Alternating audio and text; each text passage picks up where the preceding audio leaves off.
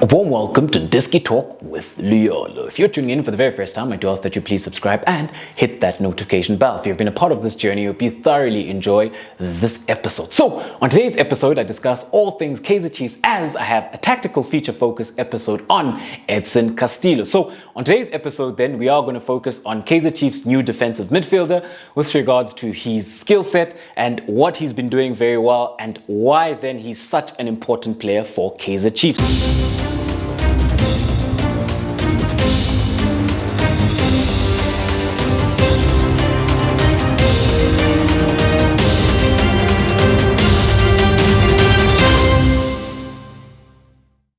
So when you have a look at it then, like I did mention, Edson Castillo then is a defensive midfielder, so he does play as a 6. And this is a player then who started off very well for Kaizer Chiefs within the heart of midfield. We do know the problems that Kaizer Chiefs have had within the heart of midfield with regards to finding a defensive midfielder. Ever since Jabulo Blom's departure, they haven't quite then been efficient and adequate within the heart of midfield. And they've really struggled in that regard with finding then a natural number 6. However, when you have a look at Edson Castillo, then this is a player who's been doing very well. What has he been doing well? So when you have a look at him then, we'll start with in possession. So in possession, with regards to how Kaizer Chiefs look to build up, what we have seen then is them opening up the two centre backs, and a lot of the times then Castillo looking to be the first receiver within the heart of midfield with regards to how then he's looking to progress the ball. Sometimes you will see Mart also looking to drop deep. Sometimes what you will see is because Reeve Frostler is very good with regards to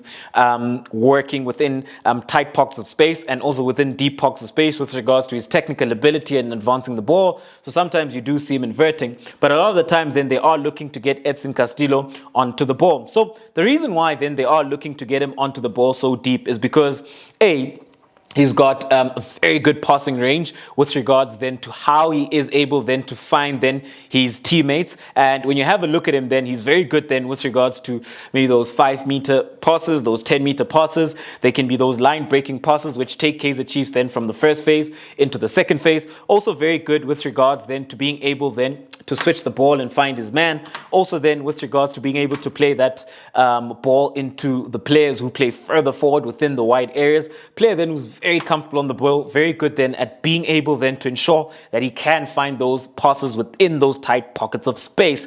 Also then, when you have a look at him then without the ball, this is a player then who reads the game very well, and a player then who's been able then at times to ensure that he can break down opposition attack and win the ball back. So when you have a look at Edson Castillo then and why then he's so important for Kaizer Chiefs. So like I did mention, Kaizer Chiefs have been struggling then with a natural number 6, a person then who's able then to ensure that they are the spine of the team, a person then who's able to protect his back line, a person then who's able then to take the ball from first phase with regards to being able to progress it into second phase and ensuring then that he is able then to offer them that stability within the heart of midfield. However, it still is early days, and this is a player then who can still improve some of these things that I have mentioned, as he is still then adjusting to the Dstv Premiership, also then adjusting to his new teammates and his new team as well. But this is a player who I think is only going to get better with time for this Kaizer Chiefs side with regards to what he offers them deep within the heart of midfield. Another trait then that we have seen is that from time to time,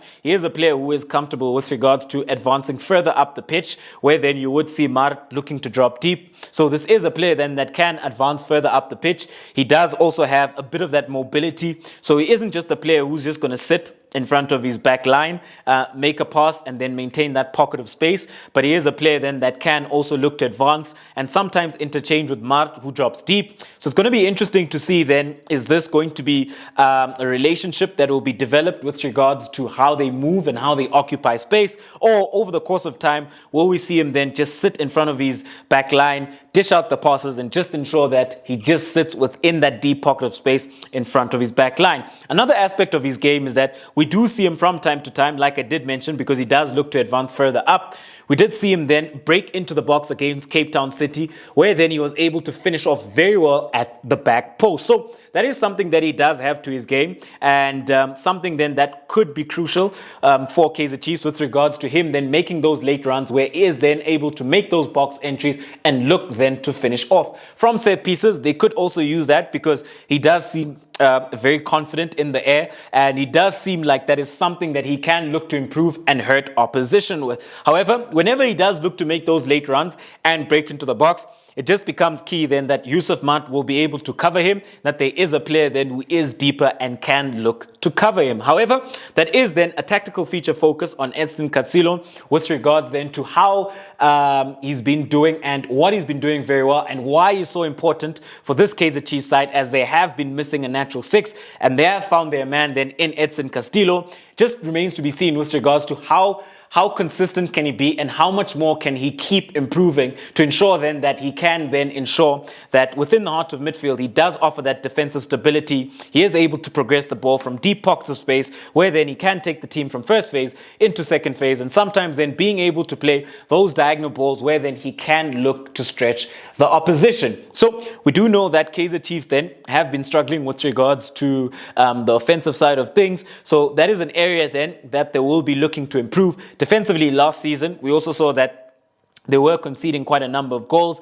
Even now that they've started, we have seen that they have conceded goals. But I would say from last season, with regards to how they look defensively, they do seem to have slightly improved, especially with the addition then of Given Smang, Tiklokwe, and Edson Castillo. So I think the more these three play together with Brandon Peterson in goal, the more these four play together, I think the more understanding they will develop, the better the partnership will be. And I think that the defense will improve and will get better. As we've also seen with Drie Frosler, defensively, he has also improved in that regard.